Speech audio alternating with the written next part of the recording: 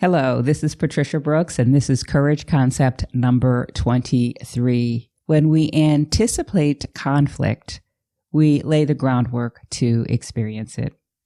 A couple weeks ago, I was returning home from a trip to Athens, Greece, and on the flight, I experienced an unusual situation.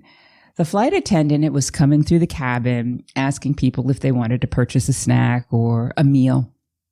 And at the time, I really wasn't that hungry, but I knew in a couple of hours I might be. So I asked, will you be coming through the cabin again to ask if we want to eat something? And she came back with, we can only come through the cabin once and serve meals.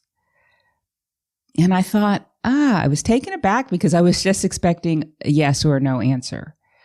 And I'm not really sure if she wasn't expecting this question or if people in the past had asked her to come through a second time, which was not my intention. I just needed to know so I could make a decision on whether to buy a sandwich or not. So I wanted to confirm. I wanted to make sure I was clear on what she was saying. So I said, so you will only be coming through this one time.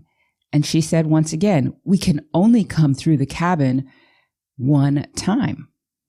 And I felt a little bit intimidated, a little bit reprimanded almost. And so I said, okay. And I thought about it and I thought, okay, I'm just going to get a sandwich to be on the safe side. And I did. And I didn't cause any fuss. But if I had been in a different place in my life, if I hadn't grown as much as I have, I could see myself getting angry or having some sort of confrontation with her because she was so defensive. But that wasn't what I did. I just got my sandwich and I was done with it. But I thought to myself, wow, she really was expecting there to be a fight. And I could have given her one if I were in a different place. Another example of this is I have a friend, I'll call her Jill, who just recently finished a college degree. And as part of her requirements, she needed to have an internship. And she asked a friend of hers who was working a pretty important role if she could work for her in an internship capacity, unpaid. And her friend said, sure, no problem. And about 2 weeks before the internship was supposed to start, her friend came to her and said, well, I spoke about this with my boss and he's really not on board with it. And so that left Jill scrambling to find another internship in a short amount of time. Now, Jill, I suppose, had gone to her friend because she thought that would be the simple way, the easy way to get this internship done, work with somebody she knew. It would be a lot easier. But in the end, it turned out to be a lot more work because she was scrambling in those last 2 weeks trying to find something to replace this internship she thought she had sewn up. And I think that she did this because she wanted something that would be easy, something that she knew she would be able to do. And perhaps that reaching out to companies she didn't know, people she didn't know, was out of her comfort zone. And she expected or anticipated it would be more difficult. But in the end, it wasn't. Working with her friend and taking this, what I call a shortcut, really became something that was more difficult for her.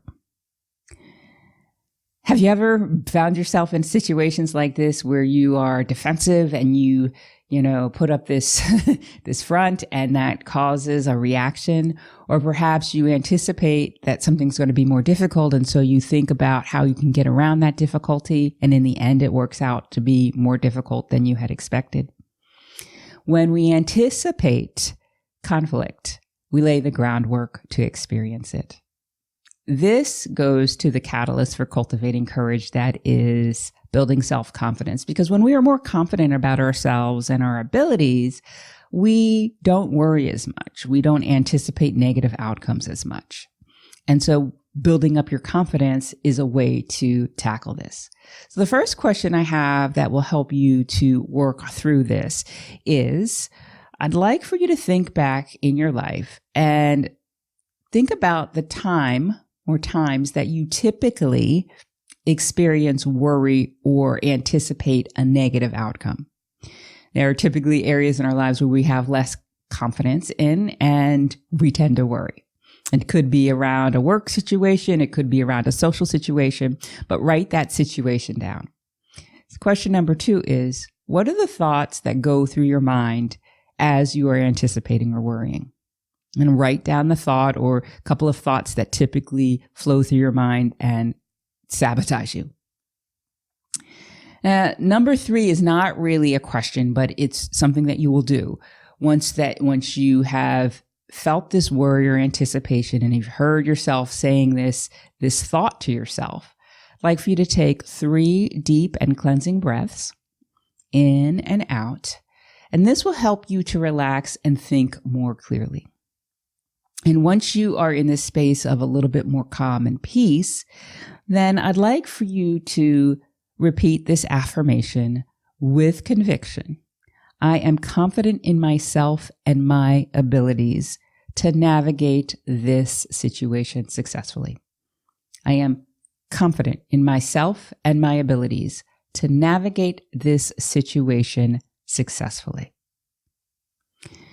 When you do this, and when you continue to do this in these situations, you will start to build a confidence in yourself in these situations where you will be less worried and anticipate less. And as a result, you will not have so much of resistance to the situation, and you will be able to go with the flow. That's courage concept number 23. When we anticipate conflict, we lay the groundwork to experience it.